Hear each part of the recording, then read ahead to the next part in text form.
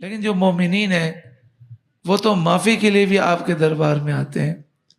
ان سے گناہ ہو جائے تو وہ گھر پر بھی توبہ کر سکتے ہیں، لیکن وہ جانتے ہیں کہ حضور کے دربار میں جا کر توبہ کریں گے وہ توبہ قبول ہو جائے گی. وَلَوْ أَنَّهُمْ إِذْ ظَلَمُوا أَنفُسَهُمْ، اگر وہ لوگ جو اپنی جانوں پر ظلم کر بیٹھے، یعنی گناہ کر بیٹھے، نافرمانی کر بیٹھے، جاؤ کا اگر وہ آئیں آپ کے دربار میں، فاستغفر اللہ، اور پھر اللہ سے معافی مانگیں، واستغفر لهم الرسول، اور ان کے لیے رسول بھی دعا کریں، استغفار کریں، لوجد اللہ تواب الرحیم، ضرور وہ اللہ کو بہت توبہ قبول کرنے والا مہربان پائیں گے. تو انہیں چاہیے تھا وہ حضور کی بارگاہ میں آ کر معافی مانگتے، مگر یہ نہیں آئے. یہ حکم حضور کی زندگی میں بھی ہے، حضور کے وصال کے بعد بھی ہے. میں حوالہ دوں گا تفسیر ابن کثیر کا. یہ حوالہ میں اس لیے دوں گا کہ جتنے بھی بد عقیدہ ہیں، بد مذہب ہیں، جن کا یہ عقیدہ ہے کہ حضور کی بارگاہ میں جا کر صرف کہنا چاہیے السلام علیکم، اس کے علاوہ حضور سے کچھ عرض کرنا یہ شرک ہے، بدعت ہے، حرام ہے.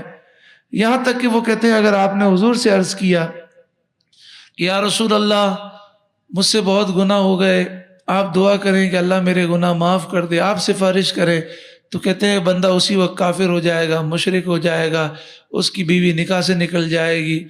توبہ استغفر اللہ. وہ جتنے بھی یہ اس طرح کی باتیں کرتے ہیں، چاہے سعودیہ کے نجدی ہوں، چاہے پاکستان کے بد عقیدہ ہوں، ساری تفسیروں میں سب سے مستند تفسیر تفسیر ابن کثیر مانتے ہیں. تو اس لیے میں تفسیر ابن کثیر کا حوالہ دے رہا ہوں.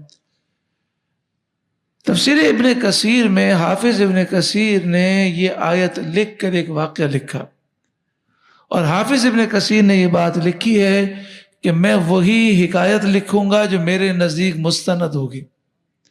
تو انہوں نے وہ حکایت لکھی ہے اور اس کے بعد اس کا رد نہیں کیا، یعنی ان کے نزدیک یہ واقعہ بالکل درست ہے.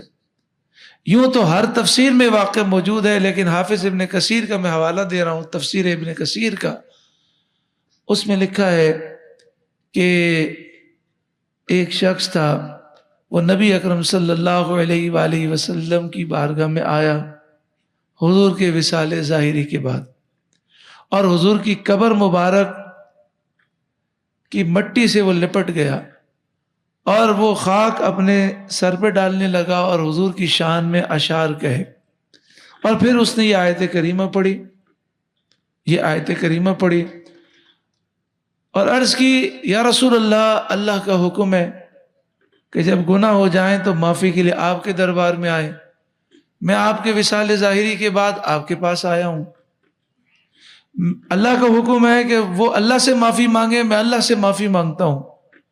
اور اللہ نے یہ فرمایا کہ اگر رسول ان کے لیے استغفار کریں تو وہ اللہ کو بہت توبہ قبول کرنے والا مہربان پائیں گے. تو یا رسول اللہ آپ میرے لیے دعا کریں، آپ میری شفاعت کریں کہ اللہ میرے گناہوں کو بخش دے. یہ رو رو کے انہوں نے عرض کی.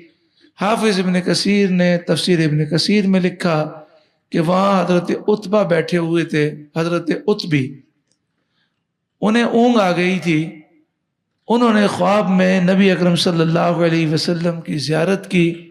حضور نے فرمایا یہ دیہاتی جو جا رہے ہیں ان کو جا کر کہو کہ اللہ نے آپ کی بخشش و مغفرت فرما دے. اللہ تعالیٰ ہر بد عقیدہ سے اور ہر بد عقیدہ لوگوں کی ہر سوچ سے اللہ امت کو محفوظ فرمائے.